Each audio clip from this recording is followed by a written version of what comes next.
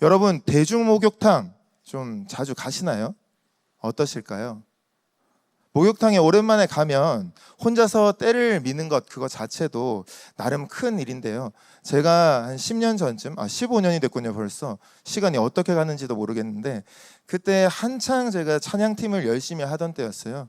제가 이제 드럼을 맡고 있었고 그리고 함께 베이스를 치던 동생이 있었는데 그 동생은 약간 목욕의 신 같은 존재였거든요.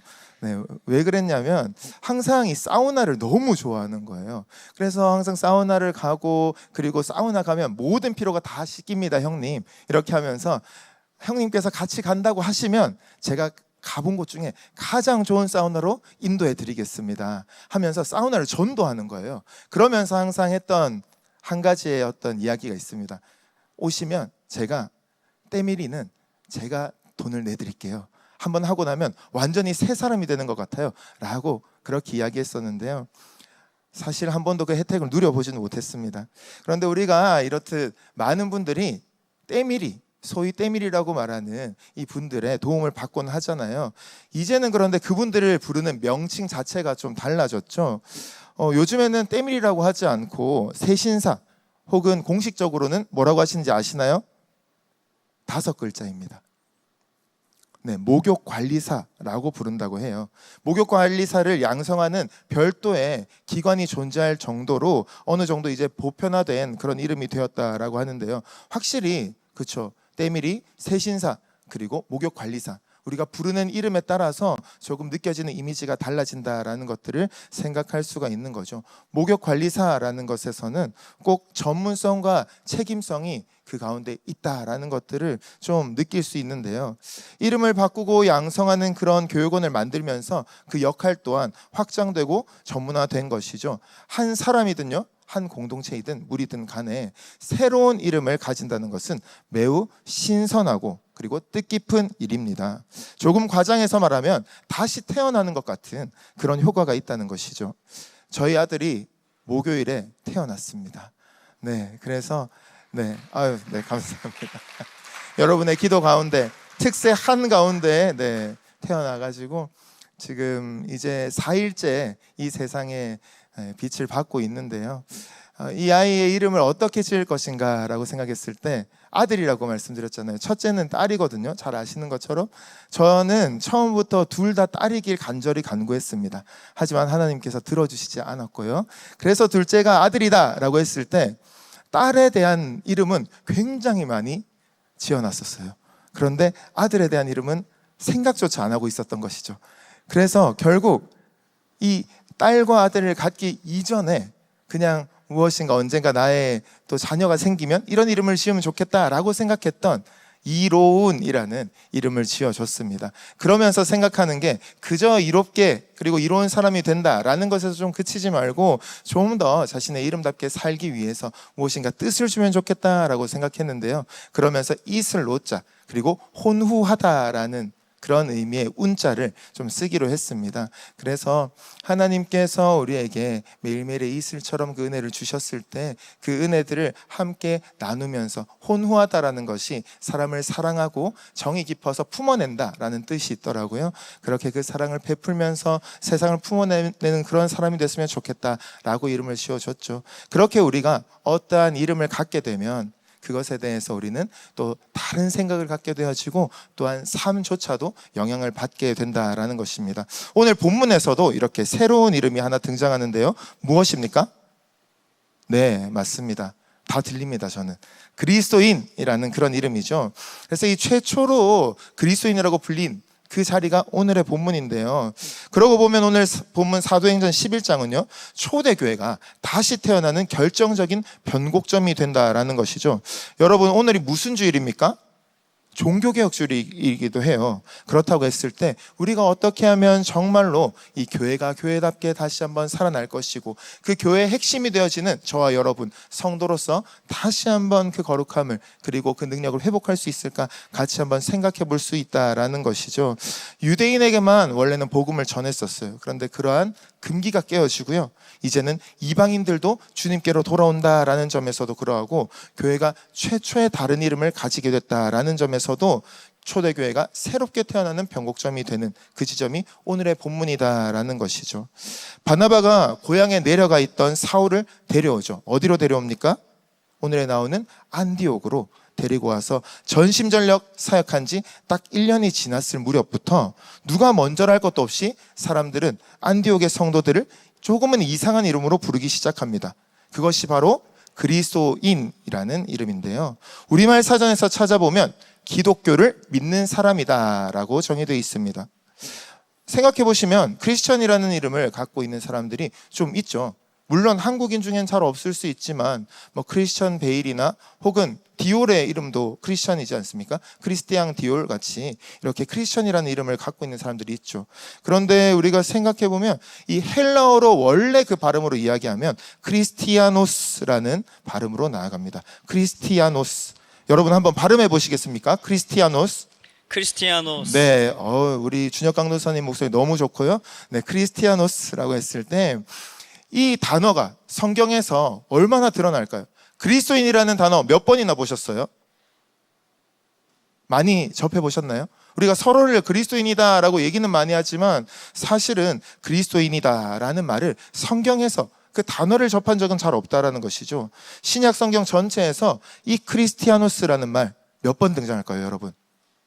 전에 한 번 같이 나눈 적이 있긴 한데 3번 딱 등장합니다. 오늘 본문을 포함해서 3번인 것이죠. 사도행전에 2번이 나오고요. 그리고 베드로전서에 1번이 나옵니다. 그게 전부예요. 우리에게 너무 익숙한 표현임에 비해서 너무나도 이런 이야기가 나오지 않는다라는 것. 왜 그럴까요? 당시에는 이 호칭을 잘 쓰지 않았다라는 것이죠. 왜 그랬을까? 그 질문이 오늘 설교의 출발점이 됩니다. 크리스티아노스는 그 뜻을 한번 살펴보면요. 기름 부음 받은 자, 즉 메시아라는 것을 뜻하는 그리스도를 뜻하는 크리스토스에다가 거기에 이아노스라는 전미사가 붙어서 크리스티아노스라고 된 것이에요. 이아노스라는 전미사는 그럼 어떤 뜻을 갖고 있을까요? 원래는 당시 로마의 이 귀족의 가정에 속한 노예들을 일컬을 때 이아노스라는 것을 붙여서 이야기했다라는 것입니다. 그 가정에 속했다라는 것을 표시하는 그런 말인데요. 예를 들어서 당시 로마의 황제였던 시저라고도 불리지만 원래는 카이사르죠. 카이사르에 속한 사람이면 무엇이라고 부를까요? 그러면 카이자리아노스라고 부르게 되는 거죠. 이는 기본적으로 카이사르의 집안의 노예이자 그에게 속한 사람 혹은 추종자다라는 의미를 담고 있습니다. 그렇다면 여러분, 우리는 군이 다 있지 않습니까? 우리 사랑하는 김준혁 강도사님의 혁군, 네, 뭐라고 할 수 있을까요? 준혁이아노스, 뭐 이런, 네, uk군은 상욱이아노스, 낙현이아노스, 한소리아노스, 뭐 이런 류의 이름들 쓸 수 있겠죠. 또 왜 샬롬은 안 해주세요? 하면 충만이아노스, 뭐 이런 이야기들. 그러면 저희 회군은 어떻게 될까요? 회중이아노스. 똑똑하시네요. 그런데 회군은 회중이아노스가 아니죠. 저희는 주님만 믿으니까 크리스티아노스. 아니요, 여러분도 마찬가지. 그냥 이거는 정말 네, 농담이고요. 우리는 다 크리스티아노스다라는 것을 좀 더 새롭게 생각해 보자고 이렇게 이야기해 보는 것이잖아요. 결국 이 그리스도인이라는 말, 그리스도에 속한 사람이고, 조금 더 구체적으로 얘기해 보면요, 나사렛 출신 예수라는 이름, 그리고 자칭 메시아라고 하는 사람에게 속한 자다라는 것이죠. 그 메시아의 종이다라는 게 이 그리스도인이다라는 것이에요. 그런데 이 말이 유대인들에게는 굉장히 낯설고 불편한 표현입니다. 왜냐하면 그들에게 예수님은요, 메시아가 아니었어요. 기름 부음은 왕이 아니었단 말이죠. 그리고 오늘 안디옥의 성도들은 어때요? 이방인들이란 말이에요. 이방인들에게는 더 말할 것이 없어요. 더 아무런 의미가 없는 것이죠. 그리고 이 호칭의 거리낌이 끼는 그리스 사람들, 헬라인에게도 마찬가지다라는 거예요. 왜냐하면 그들은 누구 밑에서 살았어요? 로마 황제의 치하에서 사는 이들, 즉 카이자리아노스로 살아가는 그들에게 예수라는 이름, 또 다른 메시아 구원자가 있다, 황제가 있다, 다른 왕이 있다라는 것을 대놓고 말하는 것이니까 굉장히 불편한 이름이었다라는 것이죠. 심지어 그 크리스토스라고 불리는 그리스도는 십자가 처형을 받았어요. 반역자로서만 받는 그 십자가 처형. 그렇기 때문에 이 이름은 참으로 급진적이고 과격한 이름이라는 것입니다. 그런데요, 재밌는 것은 실제로 이 그리스도인이라는 말이 사용되기 시작한 그 시점이랑요, 그리고 초대교회 성도들이 로마의 박해를 받게 되는 그 상황에 놓이는 그 시점은 정확하게 일치합니다. 그러니까 그리스도인이라고 불리면서 그때부터는 로마의 박해를 받게 되었다라는 것이에요. 이전까지는 그리스도인들을 박해하는 사람들은 로마 사람들은 아니었어요. 그럼 누구였을까요? 오히려 유대인들이었죠.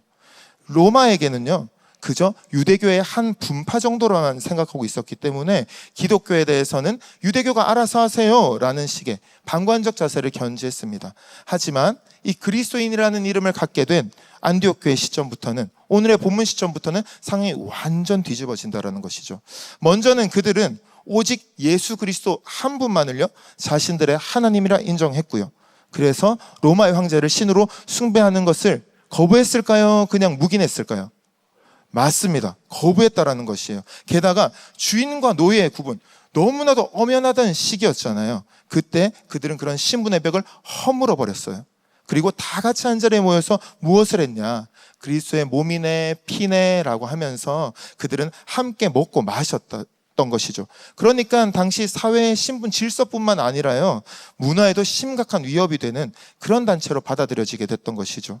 그래서 이 성도들을 교회 바깥 사람들이 크리스티아노스, 그리스도에 속한 사람이라고 불렀던 것은 마냥 좋은 것만은 아니었다. 그 시점이 바로 우리가 박해를 받는 시점이었고 크리스티아노스라고 불리는 그 시점이 되었다라는 것을 우리가 기억해야 된다는 것입니다.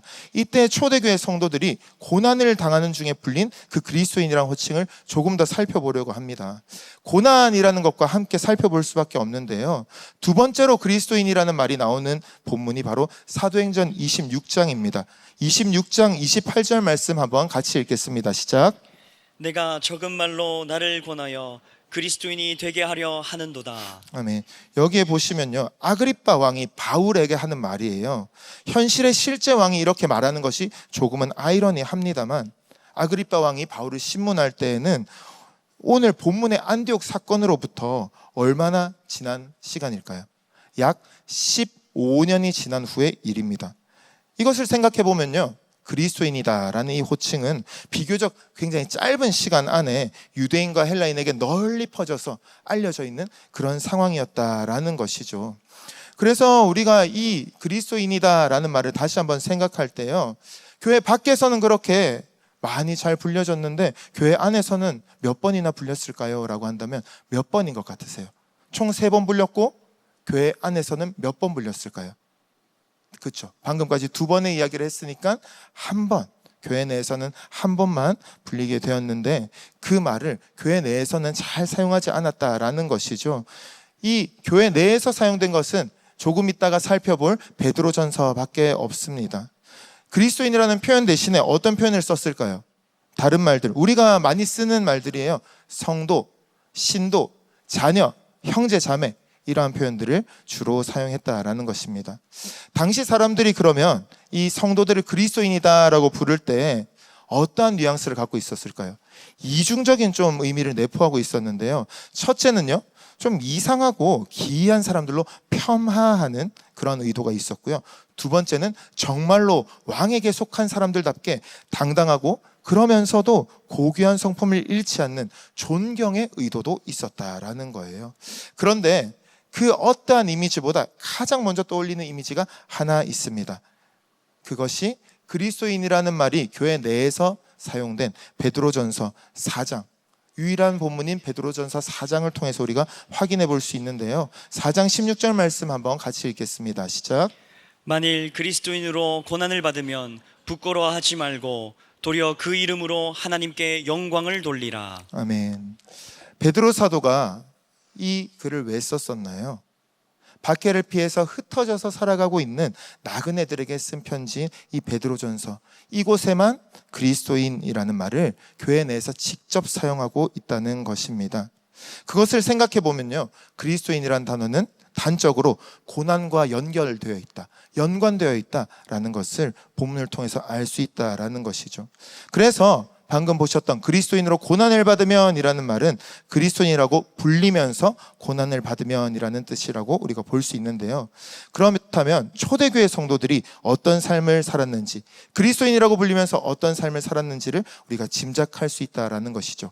크리스티아노스라고 불릴 때 그것은 그들이 그리스도라고 부르는 예수와 마찬가지로 고난당하는 자였다라는 것입니다. 그것을 나타낸다는 것이죠. 그래서 이러한 최초의 그리스도인으로부터 이것이 시작된 이후 참된 그리스도인의 모습으로 우리는 나아가게 됩니다. 결국 참된 그리스도인의 모습은요, 먼저 그리스도와 같은 마음의 갑옷이 우리에게 있어야 된다라는 것인데요. 방금 살펴본 베드로전서 4장 말씀은 온통 고난에 대한 이야기밖에 없습니다. 먼저 4장 1절과 2절 말씀 한번 같이 읽겠습니다. 시작. 그리스도께서 이미 육체의 고난을 받으셨으니 너희도 같은 마음으로 갑옷을 삼으라. 이는 육체의 고난을 받은 자는 죄를 그쳤음이니 그 후로는 다시 사람의 정욕을 따르지 않고 하나님의 뜻을 따라 육체의 남은 때를 살게 하려 함이라. 아멘. 1절에서는 무슨 표현이 나옵니까? 너희는 육체의 고난을 당하여 죽은 그리스도와 같은 마음으로 갑옷을 삼으라, 입으라고 명하고 있습니다. 그리고 2절에서는요, 그 갑옷을 입고 우리의 남아있는 시간을 살아내라 라고 말하고 있죠. 사랑하는 여러분, 십자가에서 죽은 그 예수 그리스도와 같은 마음의 갑옷, 여러분에게는 지금 있으십니까? 그러한 갑옷을 입고 살아가고 계십니까? 왜 이러한 마음의 갑옷이 필요할까요? 예수 그리스도라는 마음의 갑옷이 왜 필요할까요? 이어서 12절에서 14절 말씀도 한번 같이 읽어보겠습니다. 시작. 사랑하는 자들아, 너희를 연단하려고 오는 불시험을 이상한 일로 당하는 것 같이 이상히 여기지 말고 오히려 너희가 그리스도의 고난에 참여하는 것으로 즐거워하라. 이는 그의 영광을 나타내실 때에 너희로 즐거워하고 기뻐하게 하려 함이라. 너희가 그리스도의 이름으로 치욕을 당하면 복 있는 자로다. 영광의 영, 곧 하나님의 영이 너희 위에 계심이라. 아멘. 이 본문이 어떠한 이야기를 하고 있습니까? 연단, 불시험, 고난, 치욕 등 우리가 좀 별로 원치 않는 단어들이 연이어서 나옵니다.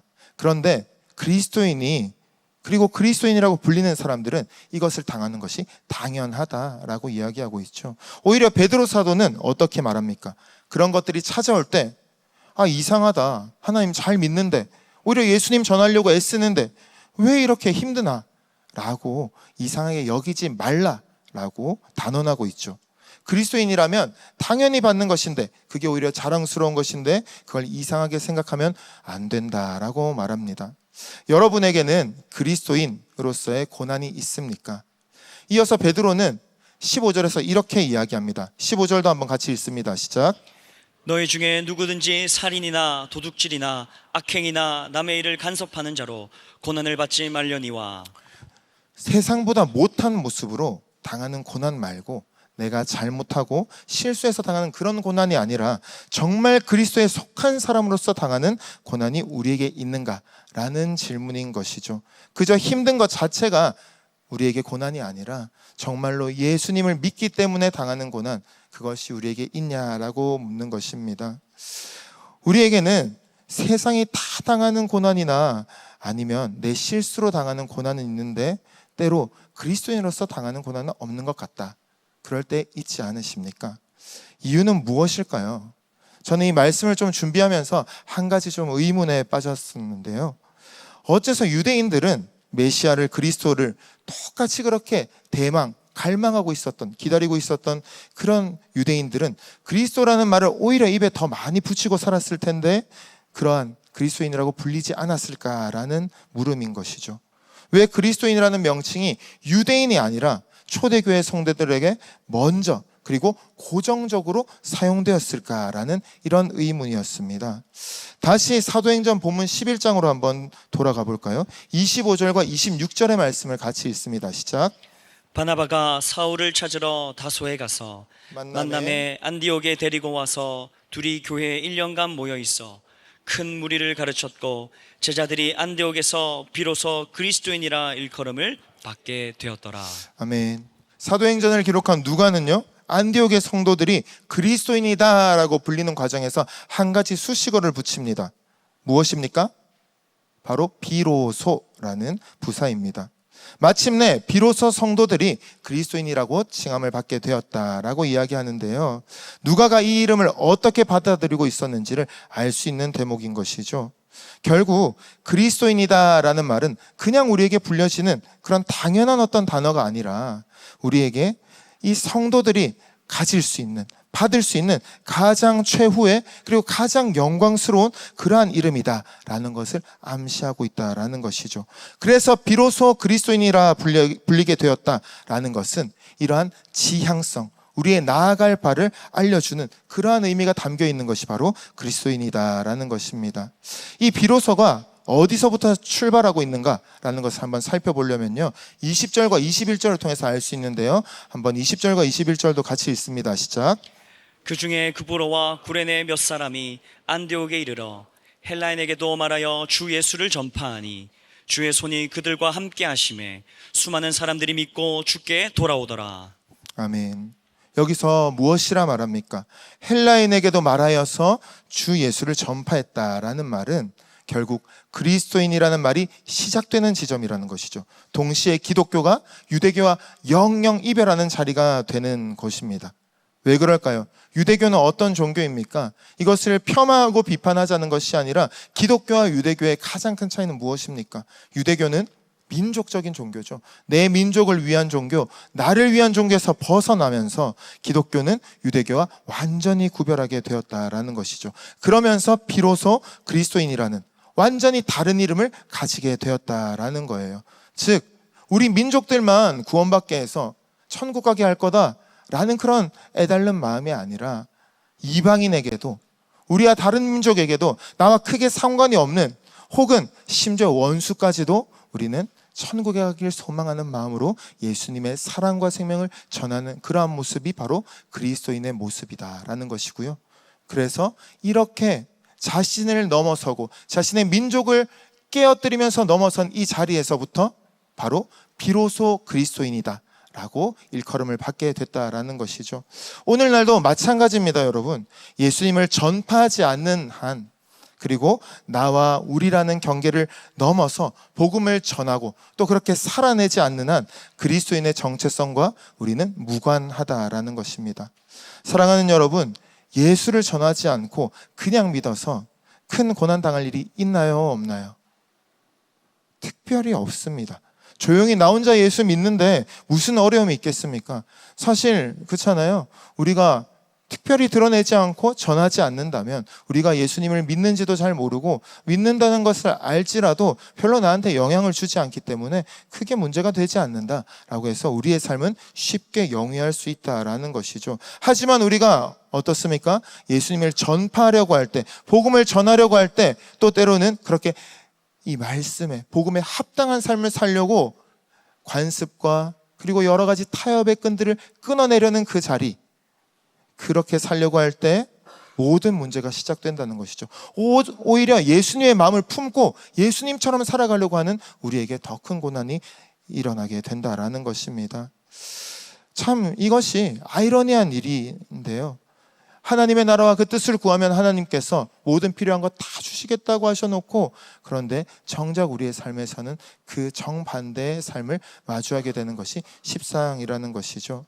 전파하면 그런데 우리는 노출될 수밖에 없습니다. 노출되면 의식하면서 살 수밖에 없고, 불편하고 조심스럽고 손해를 감수하고 때로는 비웃음과 고난도 당할 수 있죠. 그런데 유대교는 그런 책임감을 느끼지 않습니다. 하나님은 내 민족을 위한 신이기 때문입니다. 나만을 위한 신이기 때문입니다. 그래서 유대교의 문은 안으로만 열려 있습니다. 들어오는 사람을 막진 않지만 지나가는 사람을 굳이 붙들진 않는다는 것이죠. 그런데 예수님은 어떠십니까? 자기 자신을 양의 문이라고 부르셨던 그 예수님은 어떠십니까? 그 문 혹은 벽 자체를 부수고 심지어는 하나님이 머무신다는 그 성전까지도 회파하시면서 모든 사람에게 하나님의 사랑이 전해져야 된다라고 그렇게 제자들에게 신신당부하신 분이 바로 예수님이시지 않습니까? 결국 우리가 믿는 그 하나님, 예수 그리스도는 이렇게 사랑의 하나님이시다라는 것입니다. 주님께서 아무리 제자들에게 말씀하시고 강조했어도 제자들이 움직이지 않으니까 심지어는 박해와 고난을 통해서 그들을 이방 땅으로 흩으시기까지 하시면서 기어이 그리스도의 뜻을 이루어지도록 만들어 가시는 분이시기도 하죠. 그렇게 주님의 말씀에 순종하면서 주의 이름을 전파하며 당하던 그 고난이 크리스티아노스, 그리스도인이라는 이름 안에 새겨져 있다라는 것입니다. 가만히 혼자만 잘 믿었어도 박해와 환난을 자초하면서 그러한 것들을 경험하지 않으면서 충분히 살아낼 수 있었던 초대교회 성도들이었는데 굳이 그러한 박해와 환난 그것을 자초하면서 그렇게 그리스도인이 되어 갔다라는 것이죠. 여러분은 어떠한 자리에 있습니까? 우리가 예수님을 믿는 것 나에게 분명히 큰 복, 은혜 주십니다. 그렇지 않습니까? 지난 한 주간에도 우리에게 말씀을 통한 은혜, 그리고 우리 교제를 통한 은혜, 그리고 삶의 새 은혜들을 부어주신 분이 우리 하나님이시죠. 때로는 우리가 그것을 느끼지 못할 때가 있는데요, 그것은 하나님께 조금 더 우리의 귀를 기울이지 않았거나 혹은 조금 더 지나서 훨씬 더 깊은 것들을 느끼게 하시기 위해서 우리에게 그러한 일들을 주신다라는 것이죠. 그럼에도 불구하고요, 우리는 때로는 그 리스크가 너무 뻔하고 너무 불편해질 것 같다 할지라도, 환난과 고난을 자초할지라도 예수님의 제자답게, 하나님의 자녀답게 살기를 우리는 결정해야 된다라는 것입니다. 사도행전 11장 28절에 보시면요, 글라우디오라는 이름도 나오게 됩니다. 41년부터 15년간 통치했던 로마의 황제인데요, 그때부터 이미 수많은 그리스도인들은 순교를 당하게 됩니다. 그들의 고난이 그냥 비웃음 당하고 조금 손해보는 그 정도의 고난이었을까요? 아니죠. 산채로 불에 던져졌고요, 그리고 맹수에게 찢겨서 죽임을 당했고요, 톱에 쓸려서 죽는 참혹한 그러한 고난이었습니다. 그런데 그 순교와 고난을 통해서 성도들은 그리스도인이 되어 갔죠. 그리고 오늘 우리에게 그 복음이 전해져 왔다라는 것입니다. 그렇다면 여러분, 우리는 오늘 어떻게 살아야 할까요? 우리에게 주어진 사명과 소명이 있다라는 것입니다. 그리스도인이라고 불리던 그들의 그 고난이 없었다면, 그들이 그리스도인이기를 포기하고 그냥 그렇게 살아냈다면 오늘 저와 여러분은 이 자리에 없었을 것입니다. 마찬가지로 우리 또한 이 시대 속에서 그리스도인으로 고난당하려 하지 않는다면 어쩌면 하나님께서는 우리가 아닌 다른 사람들을 통해서 그리스도인의 삶을 이어가셔야 할지도 모르겠습니다. 잘 아는 말이 있죠. 역사를 잊은 민족에게 무엇이 없습니까? 미래가 없지 않습니까? 역사를 잊은 그리스도인에게도 미래는 없습니다. 이스라엘 백성들 어땠습니까? 선민의식이 있었지만 그들은 그리스도인이 되기를 거절하였습니다. 하나님의 사명에서 멀어지게 되었죠. 그런 것을 봤을 때 우리 또한 주님을 향하고 온전히 그리스도인 되기를 다시 한번 소망하지 않는다면 이 기독교는 다른 것으로 대체될 수 있다라는 것이죠. 여러분, 전파되지 않는 복음은 이미 복음이 아닌 것입니다. 그리고 전파하지 않는 그리스도인은 그렇다면 이미 그리스도인이 아니라는 것입니다. 설사 우리가 혹은 그가 예수님을 믿고 구원받았다라고 자신할 수는 있어요. 하지만 하나님께서 정말로 너는 그리스도인이다 라고 인정해 주실까요? 하나님은 우리에게 은혜를 선물로 주셨죠. 구원을 선물로 주셨죠. 모든 것들을 우리에게 그저 다 내어주신 분이 우리 하나님이십니다. 그런데요, 그 가운데서도 우리는 그리스도인이기를, 그리고 그리스도인이 되기를 갈망하면서 소망하면서 다시 한번 살아낼 그 사명이 있다라는 것입니다. 그렇다면 어떻게 살아야 할까요? 바로 그리스도의 마음을 가진 자로 살아야 된다라는 것입니다. 그리스도인은 당연히 그리스도의 마음을 가진 사람들입니다. 바울은 고린도전서 2장 16절에서 이렇게 이야기하는데요, 한번 같이 읽습니다. 시작. 누가 주의 마음을 알아서 주를 가르치겠느냐? 그러나 우리가 그리스도의 마음을 가졌느니라. 아멘. 이렇게 고백합니다. 성령께서 우리 안에서 하시는 일이 있죠. 무엇입니까? 그리스도의 마음이 되기 위해서 그렇게 우리 안에서 일하고 계십니다. 소망 없이 쓰러져가는 이 세상을 향해서 주님의 마음으로 아파하며 간구하는 마음, 그것을 주신다는 것이죠. 주님, 의인 열이라도 있다면 구원하여 주실 그러한 세상이 아닙니까? 라고 말하면서 심판을 행하시는 주님 앞을 막아서는 그 아브라함의 마음이 오늘 여러분에게는 있습니까? 너희야 망하든 말든, 구원을 받든 말든 나는 하나님 믿고 살다가 천국 가련다, 그러한 마음은 아니시겠지요. 여러분, 왜 아브라함이 믿음의 조상일까요? 생각해보면 흠도 많고 탈도 많습니다. 자기 살겠다고 자기 아내를 2번이나 팔아먹은 아브라함이 정말 하나님의 친구라고 불릴 수 있었던 그 이유가 무엇이었을까요? 오히려 굉장한 의인이었고 당대의 완전한 자라고 불렸고 아브라함보다는 몇 배나 나아 보이는 노아가 아니라 아브라함이 오히려 그리스도인이라고 불리는 사람들의 조상이 된 이유가 무엇일까요? 바로 세상을 향한 하나님의 심판 앞에 대하는 두 사람의 마음의 차이가 그 결과로 이어졌다라는 것이죠. 노아는 자신의 가족은 다 살았습니다. 자신이 의롭다라고 인정받았습니다. 하지만 수많은 사람들은 죽었고요. 어쩔 수 없이 이 땅의 모든 생명들은 소멸되었죠. 하나님과 동행하고 의로움이 넘쳤지만 그럼에도 다른 사람들을 향하는, 그들을 끌어안는 그러한 모습은 우리가 볼 수가 없습니다. 노아의 잘못이라기보다는요, 아브라함이 이 그리스도인의 조상이 된 이유가 무엇일까를 우리가 다시 한번 생각해 보면요, 조금은 비록 부족하지만 나를 구원하고 나를 하나님의 자녀로 삼으신 그 하나님의 긍휼을 의지하며 이제는 다른 이들을 위해서 간구하는 그러한 저와 여러분, 그러한 아브라함과도 같은 사람을 우리 하나님께서는 그리스도인이다라고 말씀하신다라는 것이죠. 그것이 설령 우리의 손해와 피해로 이어진다 할지라도 그들을 품어낼 수 있는, 끌어안을 수 있는 그러한 고난에도 참여할 수 있는 것, 그것이 바로 진정한 그리스도인이라는 것입니다. 왜 그렇습니까? 우리가 믿는 예수 그리스도께서 그렇게 하나님 앞에서 고난을 당하여 죽으셨기 때문입니다. 악한 사람이 다 망하길 원하시는 것이 그리스도의 뜻일까요? 절대 아니죠. 악한 사람 망하는 것은 당연합니다. 그렇게 되는 심판의 날을 기다리며 살 수도 있습니다. 하지만 그것은 예수님의 마음은 아닙니다. 그 심판을 막아줄 단 10명의 의인이라도 찾아내어서 그 성을 구원하여 내는, 그 길을 내는 것이 그리스도의 마음이라는 것이죠. 그것이 아브라함의 마음이고요, 그리스도의 마음이었다라는 것입니다. 사랑하는 여러분, 우리는 오늘 어떠한 마음을 가지시겠습니까? 그리스도의 마음이 어떠한 것입니까? 결국 타인을 기꺼이 끌어안는 그 고난까지도 우리가 감내하겠다, 그 자리까지 나아가겠다라고 하는 것이 바로 그리스도의 마음이라는 것이죠. 그래서 이사야 53장에서 노래하는 것, 그 가운데 종의 노래라고 불려지는 이 이야기들은 사실 예수님을 예표하는 대표적인 구절로 이야기합니다. 그럼에도 동시에 우리는 작은 예수로, 그리스도인으로서, 크리스티아노스로서 그렇게 살아가고자 하기 때문에 우리의 이야기라고 생각해 본다면요, 메시아의 종의 마음과 삶을 가장 잘 대변하는 말씀이라는 것이죠.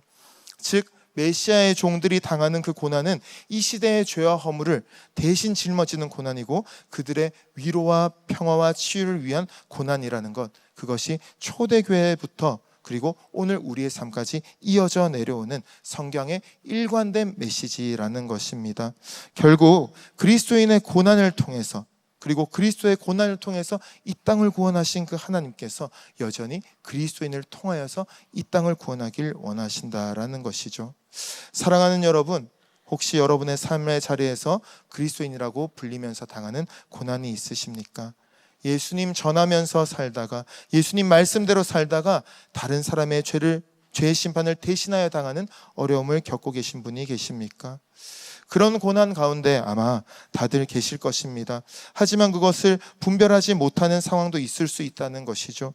그럼에도 우리는 무엇을 생각할 수 있습니까? 그 모든 것을 통하여서 우리 하나님은 하나님의 뜻을 이루어 가신다는 것입니다. 그렇기 때문에 나만의 구원을 위한 것이 아니라 하나님을 향하여서 이 세상을 끌어안는 자리로 나아가는 것, 그래서 우리는 오늘도 강화문 집회를 올라가고 이 자리에서도 예배를 드리며 우리의 모든 시대를 위해서 기도하지 않습니까? 우리가 이렇게 나아갈 때 우리를 통해서 하나님은 역사하실 줄 믿습니다. 말씀을 맺으려 합니다. 여러분, 이제 우리 2024년 며칠 남았는지 아십니까? 네, 66일이 딱 남았습니다. 신기하죠? 왜 신기할까요? 습관을 형성할 수 있는 한 텀을 보통 66일이라고 이야기하는데요, 오늘 여러분은 어떠한 결단을 해보시겠습니까? 예수님을 믿는다라고 했을 때 우리의 삶은 전과 완전히 달라질 수 있습니다. 지는 것이 당연합니다.